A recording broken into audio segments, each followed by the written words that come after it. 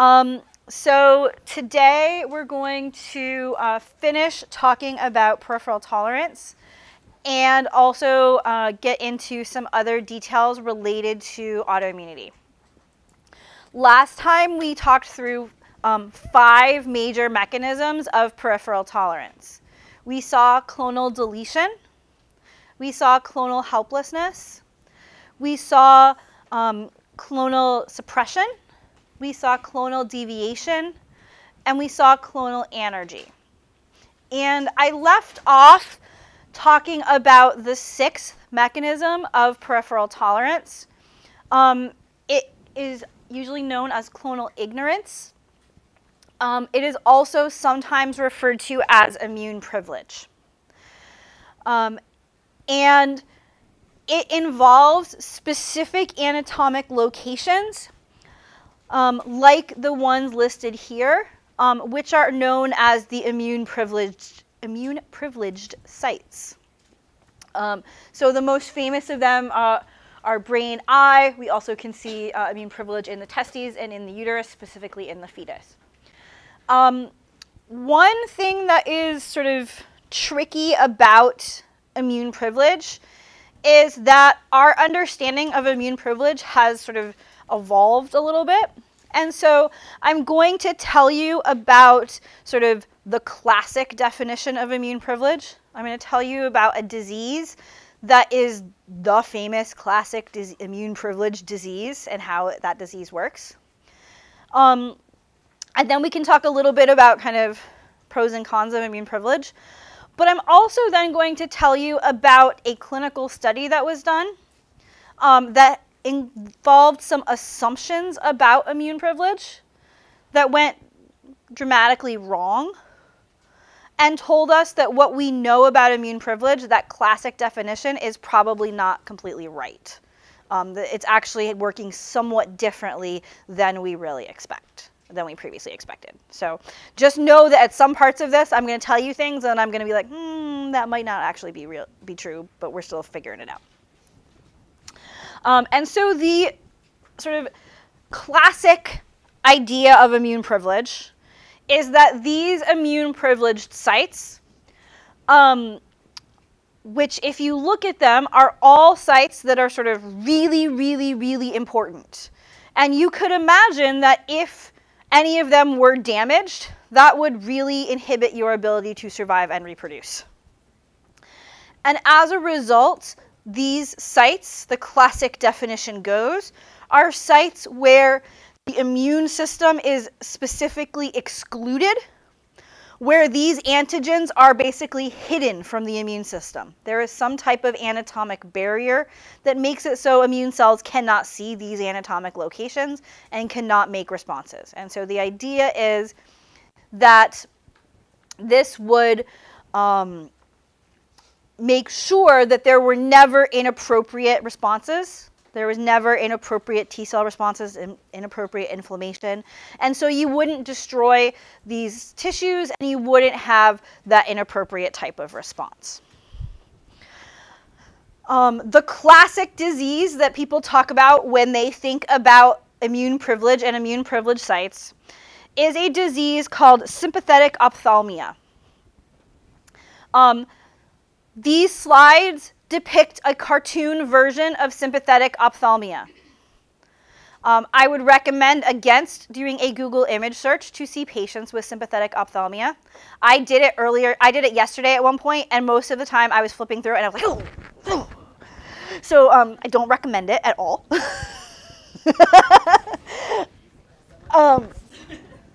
And so it is something that happens to the eye. So the way that this happens is that we see an individual who has damage to one of their eyes.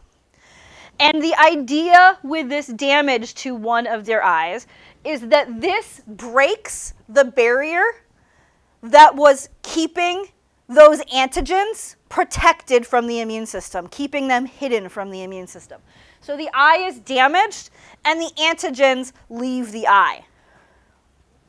Those antigens then go to the draining lymph node and lead to activation of T cells. And the T cells are dramatically activated by this antigen. They're like, oh my gosh, what's this foreign thing? This is terrible. Because they've been completely hidden. They've never seen this antigen before. And those T cells are so strongly activated that now they will go back and destroy what remains of that eye. They will also now be able to find the other eye, and they will destroy that one too, even though it wasn't damaged. And so the patient will end up going blind in both eyes. It turns out, I learned this while looking up a fact about something else earlier, this is apparently how Louis Braille is thought to have gone blind. He was apparently 3 years old and playing with, according to the internet, a slender knife. Yeah, it was the way it was. I believe it was like a slender curved knife or something. It was like very weirdly specific when I was looking at it. Yeah, he was 3 years old, and poked himself in the eye, and he was completely blind by 5. And so one of the reasons why I'm telling you this is to realize it's not like he went blind in both eyes the next day. This did take a little bit of time to progress and to have that T cell destruction, but in the end, he did lose sight in both eyes, and that is what we see in these patients. And so this has sort of always been the classic example of immune privilege and sort of what goes on with immune privilege. Yep?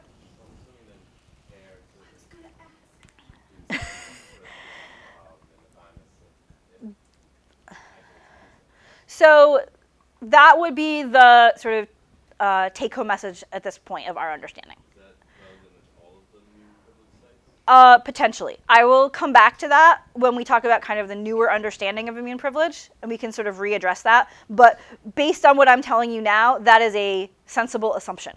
Okay? So one of the things that we also know that is somewhat related to immune privilege is that oftentimes in many autoimmune situations, we see something that is known as epitope spreading. It can also be referred to as autoimmune amplification. This is not specific to immune privileged sites. This can happen anywhere in the body. But it has some similarities to what I just told you about immune privilege. So what you might imagine is you might imagine that we have a situation where we have, say, some antigen. Here it's the red starry thing antigen. It's maybe a pathogen. Our T cells get activated, and maybe they go and they start to kill some cells. When those cells lyse, there were proteins that were inside of those cells that perhaps were not usually available for immune responses. And you can especially imagine that in terms of B cell responses and the ability of those proteins to be recognized by antibodies. Originally, the green square and the yellow triangle were inside of the cell and were sort of hidden, from at least from antibodies. You can imagine different ways they might have been hidden. However, when these cells are killed because of the response to red star antigen, suddenly we release and make available another group of antigens, and we turn on another set of T cells, the yellow triangle and the green square T cells. And so now instead of having one antigen that we're responding to and one kind of T cell turned on, we've got 3. And so now we are seeing a response to more antigens. We have spread this response to multiple epitopes and amplified what we are seeing. And so this is sort of conceptually similar and is something that we think may be a big part of making some self-responses in autoimmune diseases. So first of all, I want you to imagine immune privilege kind of working as I have described it. To be honest, the problems I'm going to mention right now work whether it works the old way or the new way, so it actually doesn't matter at this point. But first we want to just imagine immune privilege and think about it for a second. And think about whether you might envision any reasons why this could be a bad thing? Is there any reason why you think this might not be something that you would want to have evolve? Any? So we can see the great pro of this is that it protects these super important organs from autoimmunity and immunopathology. But there's a con too, yeah. If you get an infection in any of these sites, then you can't fight it. And what happens if any of these sites get infections? then what in the world goes on? And so I want to also tell you a little bit of a sort of story about a particular situation, just to sort of tie this together. Also because I like to tell this story. So this story has to do with Ebola.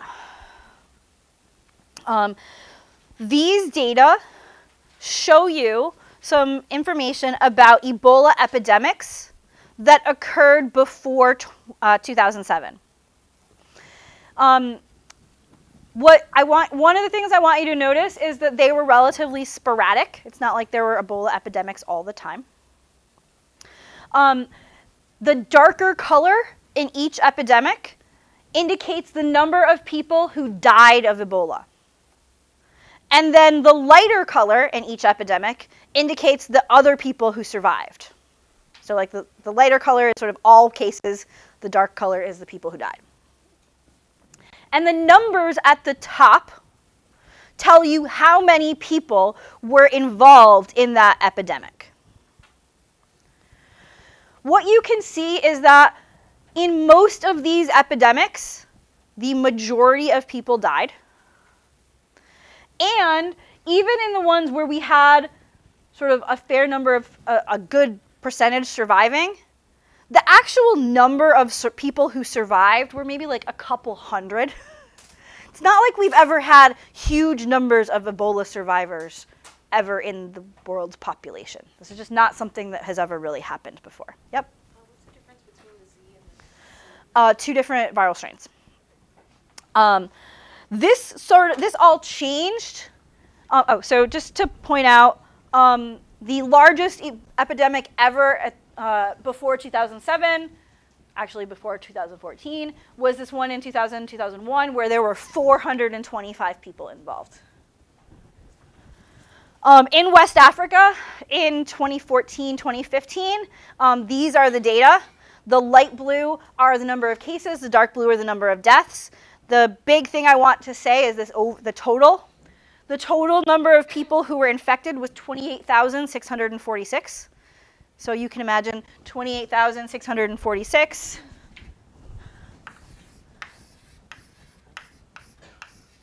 is bigger than 425.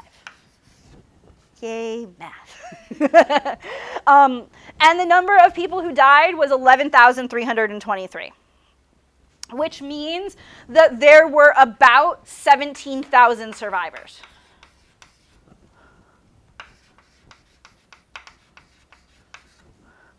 And in fact, that would be more than if you added up all the survivors in the history of the world beforehand, you wouldn't get 17,000. So like, there's suddenly this new population of people in the world who are Ebola survivors, who we haven't really had before. And there is currently an Ebola outbreak ongoing, just so you are aware. I have not kept up with all of the data, but I believe, I'm going to say we're at about 1,500 cases. So it is clearly the second biggest one ever. It's not this big, but it totally beats all the other ones. And it is currently happening. And there were kind of, during the outbreaks where there were 425 people, there were sort of these like stories that like, if you lived through Ebola, weird things happened to you. But there weren't ever very many people who lived through Ebola. So it was hard to sort of statistically figure out if that was like a thing, or if, I don't know, you just had real bad luck. But now, there are this huge number of survivors of Ebola.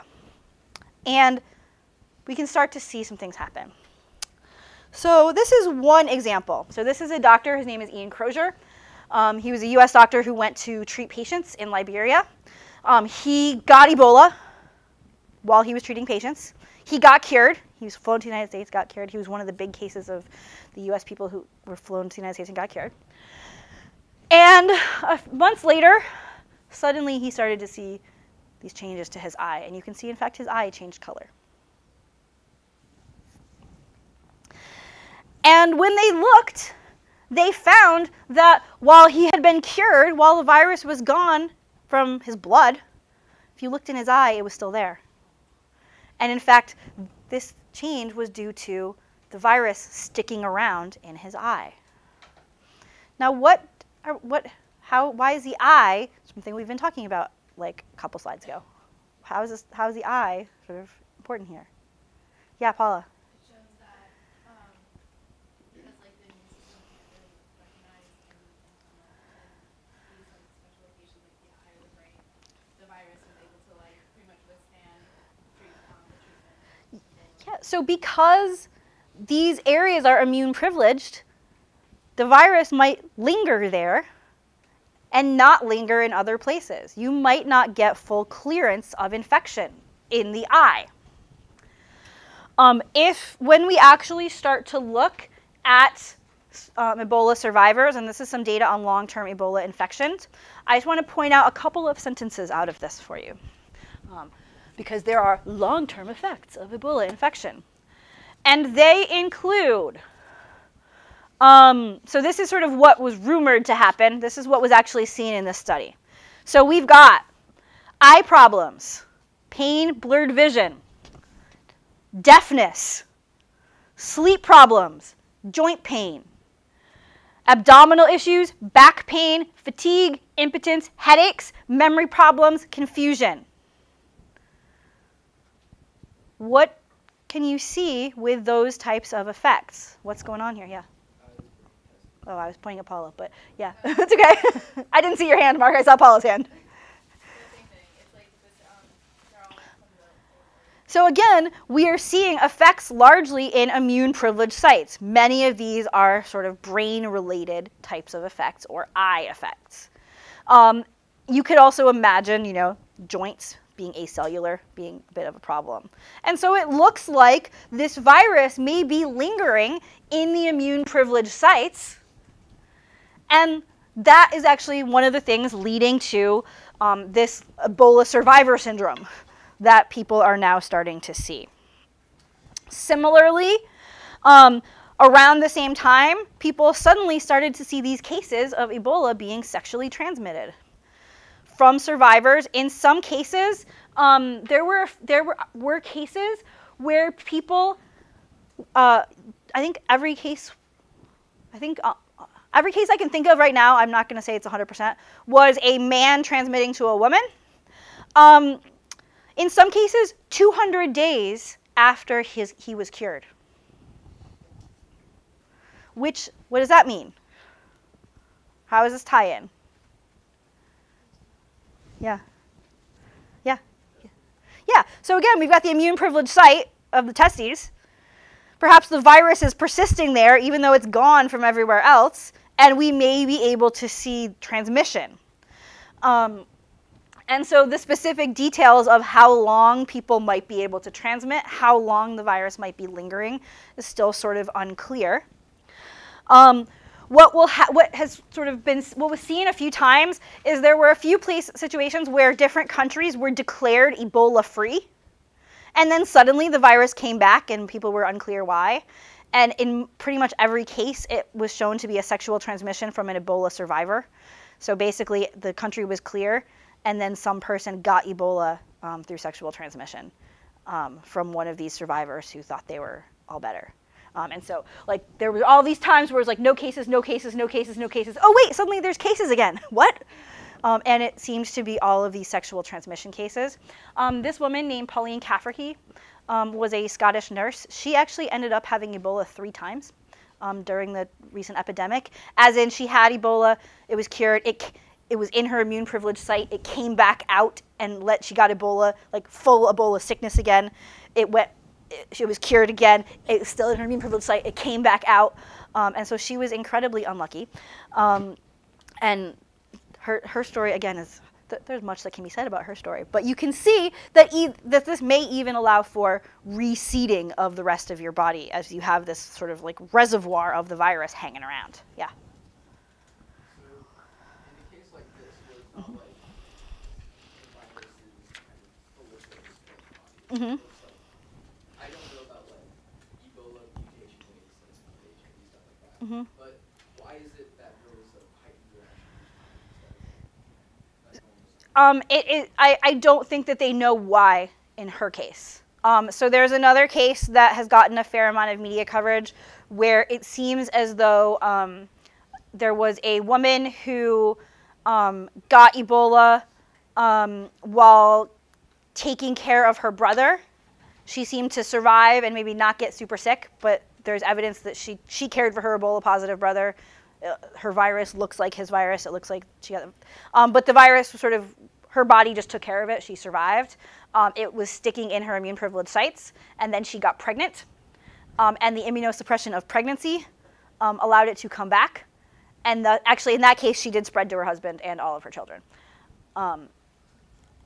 And so, yeah, so in that case, it was the immune suppression of pregnancy. And that case is a pretty famous case. I don't think that they know in this particular situation what's up. But I will tell you that she went through a lot, so I could imagine stress could have been part of it. Yeah.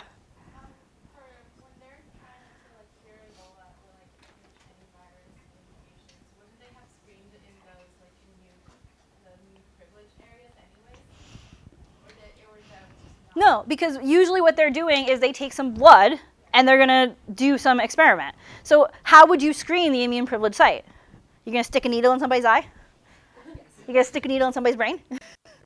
And so these are not, there are a lot of anatomic locations you don't tend to do surveillance on because it's hard to get to them in a living person.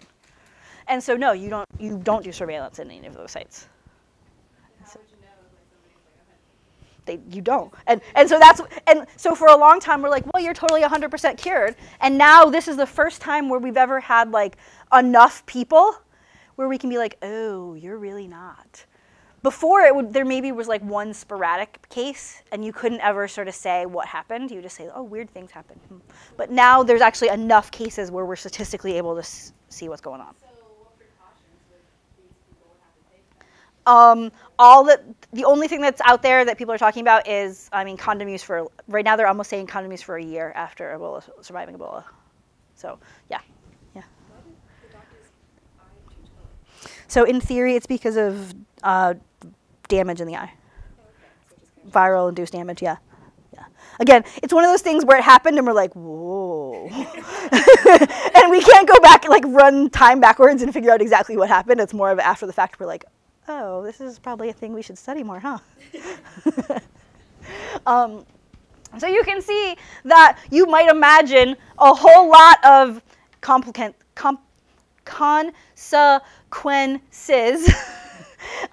with immune privilege. But if that wasn't enough doom and gloom, I want to tell you a little bit about one other situation that has altered our thinking about immune privilege. And I will say that I'm going to tell you about one particular case that really makes us say, oh, this is a little different than what we thought.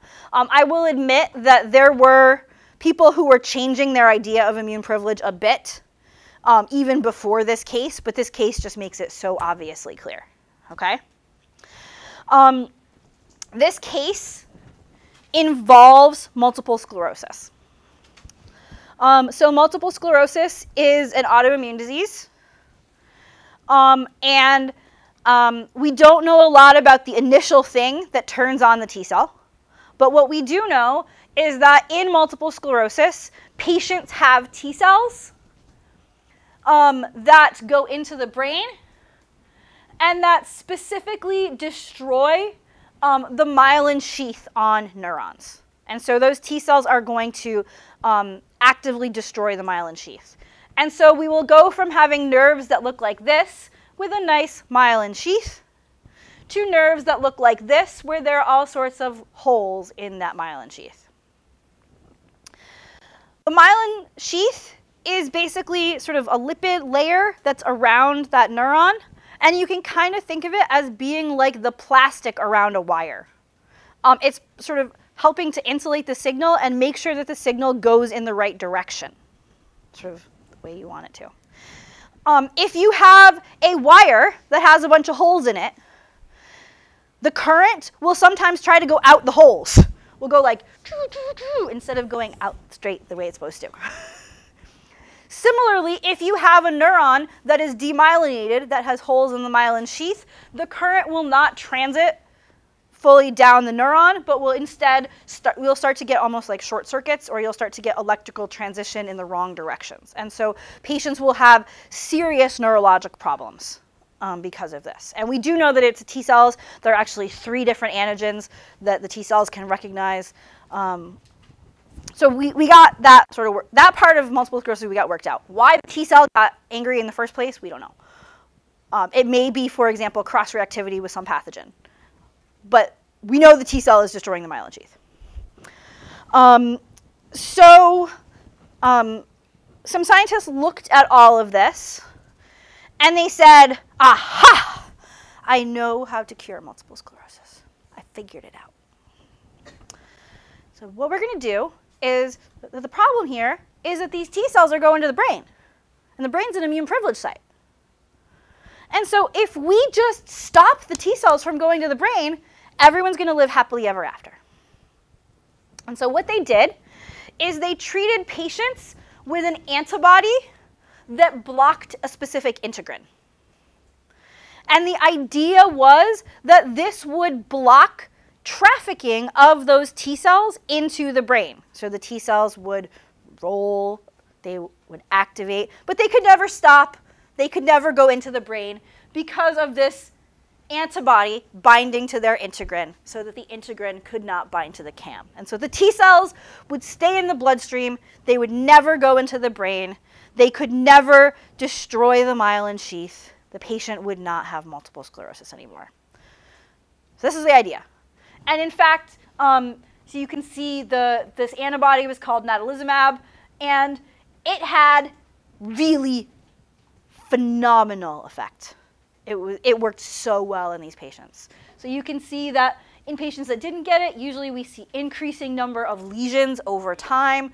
In patients who were getting the disease, no more lesions. Basically, the disease stopped progressing. So if you caught them early, you could kind of keep them in good shape. So it was amazing. Like the level of excitement in the sort of multiple sclerosis field, and the level of excitement among patients was amazing.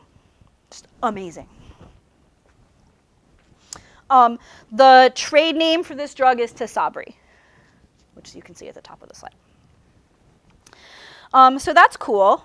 And this happened in 2004. And so in 2004, Tysabri was approved. The patients were having these amazing effects, and it was awesome. And then in 2005, the patients started to die. And the patients started to die of this super weird disease called PML, which stands for Progressive Multifocal Leukoencephalopathy. And weirdly enough, it has a whole bunch of neurologic symptoms that kind of look like MS. There are ways that you can, if you do close diagnosis, you can see that it's different. But they were all dying of this brain disease. People are like, what in the world is going on? And what ended up happening is that we learned that most people have a whole bunch of viruses that are resident in their brain. Your brain is full of a bunch of viruses, in particular a virus called JC virus, which is the important virus in this case. And so a decent percent of people have JC virus in their brain. I can't remember the percent right now. And we all are perfectly healthy with JC virus in our brain. And that's because T cells go to our brain and get rid of the JC virus. If, however, you block T cells from going to the brain, you're blocking the ones that bind to myelin and do myelination, but you're blocking all the other ones too. And it turns out that if you do this blockade, no T cells go to the brain. And if you have no T cells in the brain, the viruses go out of control. And the patients all die of viral infection of the brain. Specifically, PML with this JC virus is the problem that we saw in these patients. Yeah? And right, and so that made it, and the assumption here is the brain's privileged, so we just stop the T cells from going and everything is fine. And then we were like, oh, crap. T cells were needed in the brain after all. So it must not have been completely privileged. So what we now think is going on with these immune privileged sites is that they do have immune surveillance, but they have tons of immunosuppressive cytokines, tons of things like IL-10 and things like that. And so they rarely are going to have an active immune response, but we're going to have sort of a very low tamped down immune response. And so the overall immune environment in these locations is going to be such that it inhibits immunopathology. But as we saw here, and as has been seen in a few other cases, you do actually have some T cells in those locations. So they then went to this new thing, and they said, aha, what we're going to do is we're just going to test people and see if they have JC virus in their brain before we give them this treatment. And we're only going to give it to people who don't have the virus. So they put it back on the market with new measures in place. And then suddenly people started getting PML again, and they realized their tests weren't very good, and there was all sorts of problems. And so there have been all of these issues. But the moral of me telling you this story is that this is sort of a way that we have tweaked our understanding of immune privilege to understand that it's more about things like reduced responses and extra sort of immunosuppressive cytokines. In the case of the brain, for example, if you look at many differentiated neurons, you will see that those differentiated neurons have very low levels of MHC class I. And the idea is they don't want to present too many self-peptides because the risk of killing them after you went through all that work of making those terminally differentiated cells would be really bad because you're probably not going to replace them. They still have some MHC because it would be bad if they died of viruses. But we sort of turn down their MHC so that there's less risk. And so it's things like that are probably happening in these locations, not a complete block of the immune system like we originally thought. And you can also think about that back with the Louis Braille case of if there was, extra inflammation at age 3, you can imagine that sort of excess cytokines over the 2 years until he became 5 could have messed up both eyes. And so you can kind of see that this actually seems to explain the phenomenon that we're seeing a little bit better. So that's clonal ignorance / immune privilege. So for the rest of the time, I'm going to talk about some other details regarding autoimmunity. So autoimmunity in general results from some kind of failure of self-tolerance. That may have to do with the infection or environmental exposure, something that's altering your immune regulation. But in general, there are also certain genes that tend to make one more susceptible to autoimmunity. People have done a number of genetic association studies to determine locations in the genome that are statistically associated with different autoimmune diseases. So for example, many patients who have asthma have some type of change here on chromosome 13. You can see that there are some cases like this one where there are linkages between certain genetic locations and one autoimmune disease. You can also see that there are cases like this one where there are linkages between a gene and a whole bunch of autoimmune diseases. So this one has the psoriasis symbol and the dermatitis symbol and the asthma symbol and the other symbol all in the same place. And so that gene could be sort of important for what we're thinking about with different autoimmune diseases. If you actually look into what these diseases are, or what these genes are, you find a lot of genes that make a lot of sense. So if you do this study, and if you do these types of statistical associations, one gene always wins. One gene is always the #1 gene for this. And that gene is some type of MHC. And so most every autoimmune disease is specifically linked to some type of MHC type. So you can see that there are some cases, like with ankylosing spondylitis. There's one called HLA-B27, where if you have HLA-B27, you have 150 times as much risk as somebody who doesn't have B27. And you would assume that B27 is presenting the peptide that is causing problems in ankylosing spondylitis. You can see similarly in birdshot chorioretinopathy, A29 is a 50-fold risk. So what you'll notice is it's not always the same MHC. You can also see that there are places like with diabetes where DQ2 means you're protected. You're probably less likely to have type 1 diabetes. So you can have this association in either way. So the thing that I always find interesting is like B27 predisposes you to ankylosing spondylitis, but it also is very protective in your HIV response. And so any particular MHC type kind of has its pros and its cons. We always see some MHC type statistically associated with different autoimmune diseases.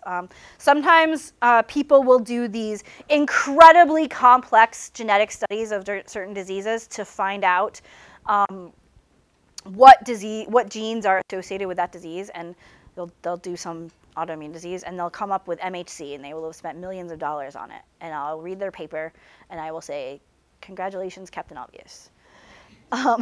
Because the idea that basically if something is related to MHC, you're like, oh, look, it's an immune disease. Surprise, surprise. Sometimes we find something that we didn't think was an immune disease that's related to MHC, but a lot of times it's like, yeah, big deal. We already knew that. MHC is not the only gene that frequently comes up. So here you can see a few of the other possibilities. So we see things like cytokine receptors or genes involved in cytokine signaling. We see genes involved in the innate immune response. We see things like CTLA4. And so there are a lot of different genes involved in many of the signaling processes that we have talked about here that are part of this. There is one other set of genes that can be important here that is not listed on this slide. And those are genes that are involved in whatever anatomic location is being attacked. So for example, in many patients who have skin-related autoimmune diseases, like psoriasis or dermatitis, we tend to see mutations in a couple of skin proteins. So maybe they have a weird MHC, but maybe they also have a weird skin protein. And so there's sort of that kind of combo. And so that's not shown here because those would not be sort of immune-related genes. Those are going to be related to other things. There is one other super famous sort of genetic issue that is related to autoimmunity.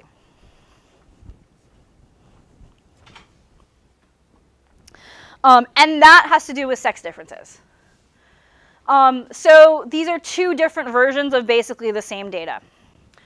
So what you can see here is the sort of number of times more susceptible one sex is than the other. And if it's pink, it's women. And if it's blue, it's men. And so you can see that women are 12 times more likely to get Addison's, about 12 times more likely to get Sjogren's syndrome. You can see 10 times more likely to get SLE, which is lupus.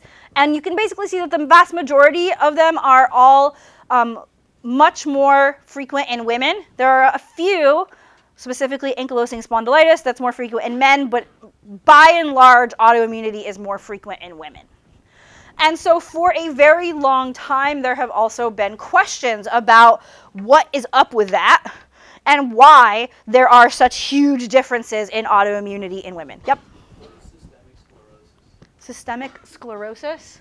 I am not super familiar with systemic sclerosis.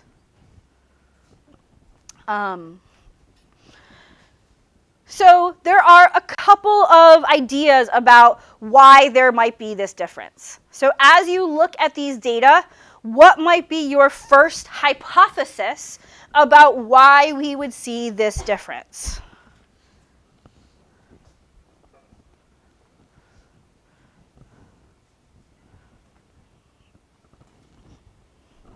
Nothing? It's pretty easy, yeah.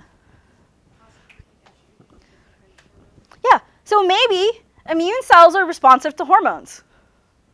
And in fact, immune cells have been very much shown to be responsive to hormones of many different types.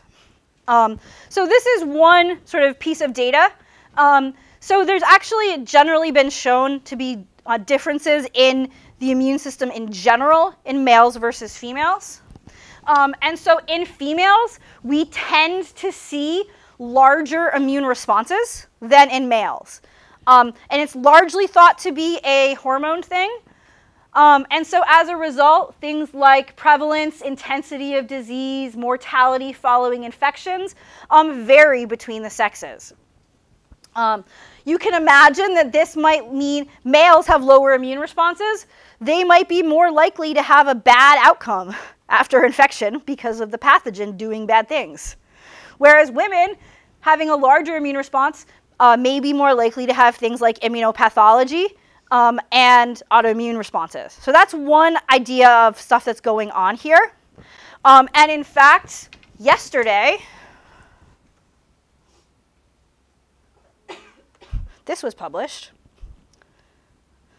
which was a large transcriptome study describing exactly these types of things at a much more detailed level. So if you want to know more about it, there is information that was published yesterday, and it's an open access journal, so you can get to it. There is also some information. It turns out that a surprising number of immune genes are on the X chromosome. And so some of this may be partially a gene dose effect, women having 2 copies of that gene and men only having 1. A bunch of the TLRs, for example, are on the X chromosome. So there's some question about some gene dose effects. The answer before all of this was really well described was that most autoimmune diseases show up in women after they have their first child. And so the idea was maybe the weird things that happen in terms of immunosuppression in pregnancy sort of screw up your immune system, and as a result, after that first pregnancy, you end up with autoimmunity because your immune system has been shifted by pregnancy. Yep? Why would gene dosage be a thing if one of the X chromosomes is in our body? So it turns out that in some cases, those genes escape inactivation. So TLR7, for example, escapes inactivation and is actually present at higher doses in women. Iwasaki Lab, 2007 Science, I think. If I'm remembering correctly. So this is sort of one other observation that has been made a lot about autoimmune diseases that people are still trying to understand. So this is a table from your textbook showing a bunch of different really common autoimmune diseases. What you can see is that they can be broken down into organ-specific autoimmune diseases or more systemic autoimmune diseases, where we see multiple organs that are affected. And so there are tons of them that we can talk about. I want to talk about some of the major mechanisms that we frequently see that are leading to problems in autoimmunity. When I do that, I'm going to divide up some diseases into either antibody-based diseases or T-cell-based diseases. So we're kind of going to have that kind of distinction. Before I do that, I want to show you this slide. So yellow means it's involved. And what you should notice is that in pretty much all of these diseases, in reality, antibodies and T cells and cytokines are all doing something. So even in the ones that I'm going to be like, this is the antibody disease, there are probably T cells. And that kind of makes sense because like B cells need T cell help. So there probably had to be a T cell in there somewhere. So I'm going to sort of be really oversimplifying when I'm calling these things antibody diseases or T cell diseases. So this is meaning to show you that in reality, there's a lot going on in all these diseases. It's not just one thing or another. But I'm going to start out by talking about a couple of the particularly famous antibody-mediated autoimmune diseases. There are a whole bunch of them, which are listed here. I'm only going to talk about a few of the really important ones and talk about how the antibodies can lead to problems. So the first one I want to tell you about is one that's called Graves' disease. So in Graves' disease, patients have issues with their thyroid and have a number of different kind of metabolic issues because of that thyroid problem. In Graves' disease, the problem is an antibody. And in this case, it's what's known as an activating antibody. So normally what happens is that your thyroid has a receptor that receives a hormone. You can see it's called TSH, or thyroid stimulating hormone, because it stimulates the thyroid. And so you can see thyroid stimulating hormone binds to its receptor, stuff happens, and eventually the thyroid makes some hormones, and that turns off some processes, turns on others. So you can see this one's off and this one's on, because there's some offs and some ons. In patients with Graves' disease, these patients make an antibody that binds to the TSH receptor, and this antibody basically just keeps turning on that receptor. And so these patients make tons of hormone, of thyroid hormone, even when the pituitary isn't telling the thyroid to make hormones. They make tons and tons and tons and tons and tons of thyroid hormones all the time. And so this antibody is basically constantly turning on the thyroid, leading to excess thyroid hormone and the disease that we see. And so you can see the problem is that we have an antibody against the self-antigen. The disease state will end up being sort of metabolic issues because of these excess hormones. Antibodies don't have to work this way in terms of the way that they can cause autoimmunity. So there's another very famous autoimmune disease called Myasthenia gravis. And in Myasthenia gravis, the antibodies we still have antibodies, but the problem is actually that they are blocking antibodies. So typically, we have a nerve that sends a signal called acetylcholine to the muscle. The acetylcholine is bound to the acetylcholine receptor, and that makes the muscle, do a thing. However, in patients with myasthenia gravis, there are antibodies that bind to the acetylcholine receptor. These do not make that receptor signal. They are not activating. Instead, they basically bind up that receptor so no acetylcholine can ever bind. We never get a signal here. And so we stop signaling at this situation. And so we don't see muscle activation in these patients. And so we can start to see some types of paralysis in these patients because of these blocking antibodies. And so the antibody, based on its particular epitope, could be blocking, could be activating, either of which, if it's a self-antigen, could potentially cause defects. Yep? Is this only affecting skeletal muscles, or is this also affecting organs? The ones that I know the most about are skeletal muscle. One other thing that's important is in the cases of things like Graves' disease or in the case of myasthenia gravis, if a woman has these and she has a baby, she will actually transfer those pathogenic antibodies across the placenta into the baby, which they can also start to lead to disease in the baby. And you can see that that's only going to be short term because we're not transferring B cells. So we're only going to have antibodies that are made for a little while. They're eventually going to degrade via some half-life because they're proteins. And so the baby will eventually get better, but having early damage might be a real problem. We do have ways to actually remove those antibodies from the baby, and we do treat babies who have this now. But there is sort of this potential problem with antibody-mediated autoimmunity. Yep? Plasmapheresis is where we actually are removing the antibodies from the plasma, which we will talk about more when we talk about something. I can't remember which lecture it's in, but it's somewhere. Okay. So these are some of a lot of antibody-mediated diseases. I will just tell you that one that is out there is called pemphigus. Pemphigus vulgaris is also super gross.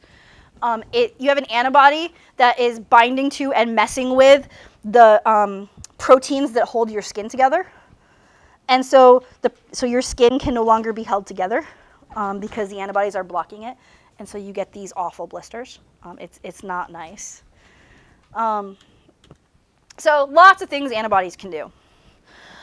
There are also situations where we see antibodies participating in what is known as immune complex disease, where we see antibody and antigen coming together to make these large, higher order complexes, which can then do things like clog up small areas of the kidney, clog up small areas of the lung, clog up capillaries, leading to kidney problems, vascular problems, or other issues. And so we can see a lot of types of immune complex disease as well. One of the most famous immune complex diseases is one that's known as systemic lupus erythematosus, or SLE. And so you can see some information about SLE here. In the end, our patients will get a lot of different issues. Lupus, or systemic lupus erythematosus, is one of the particularly famous antibody-mediated autoimmune diseases. What you should notice here is that there are a lot of different potential symptoms. You can see rash, nephritis, arthritis, leukopenia, CNS disease, carditis, clotting, renal failure, atherosclerosis, fibrosis, stroke. Bad news. And so many different systems can be affected. In all cases, what we're seeing is some kind of autoantibody immune complex, where that immune complex is causing damage in some anatomic location. The specific anatomic location might depend on which antigen we're looking at, and I'll tell you about the antigens on the next slide, as well as sort of levels that are made and each person's individual biology. And so lupus ends up having sort of a pretty wide array of symptoms. It is sometimes known as the great imitator. You can go on YouTube and find compilations of Dr. House saying, "It's not lupus," as people are trying to diagnose everything as lupus because of the variety of symptoms. And you can see things, fatigue, loss of appetite, et cetera, et cetera. The one thing that is pretty diagnostic is something known as a butterfly rash, which you can see on this patient here, where there is basically this rash across the nose and cheeks that ends up looking sort of like a butterfly. And so the thing that we need to also talk about is what are the antigens that are important in SLE. So if you look at an individual who has SLE, these are some of the types of antibodies that you may find. So we tend to see anti-DNA antibodies, anti-histone antibodies, anti-RNA antibodies, anti-phospholipid antibodies, anti-SNRP antibodies, which are involved in splicing, and anti-ribosome antibodies. So what do you notice about this list of antigens? Yeah, Mark. All of them look like they relate to either translation or transcription. Okay, all of them relate to translation or transcription. Yeah, Lexi. Potentially all nucleic acid related. If I were to think about anatomic location, like in Graves' disease, it was specific to the thyroid. What anatomic location is being hit here? I saw Nick had a hand first. Yeah, all the kinds of cells. So basically every organ is a potential target here, which is why you see that array of disease states in lupus. Yep. So I will talk about that a little bit on the next slide. That's something that people have spent a lot of time thinking about. I'll talk about it a little bit on the next one. In fact, one of the big diagnostic tests for lupus is shown in the upper left-hand corner, where you see basically the serum from a patient. So basically just whatever antibodies the patient has are put onto some cells in culture, and there's fluorescence done. And the idea is to look and see, do those patient's antibodies bind to the nucleus So they're called anti-nuclear antibodies. And so you can see what an anti-nuclear antibody test looks like data-wise here. And you can also see some other lupus deposits that are seen. So one thing that we think can happen in SLE is we might see something like a cell undergoing apoptosis, like you see on the left-hand side. When that cell undergoes apoptosis, some of those antigens that were originally on the inside of cell, like, for example, DNA or histones, could be released to bind to antibodies or B cells. And this could lead to some epitope spreading. So we might, for example, see a T cell that is going to, or we might see some histone, which you can see here, being released. It might bind to a couple different B cells, one that responds to H1 histone, one that responds to DNA. You can see that those B cells might both get some help from a T cell because of linked recognition.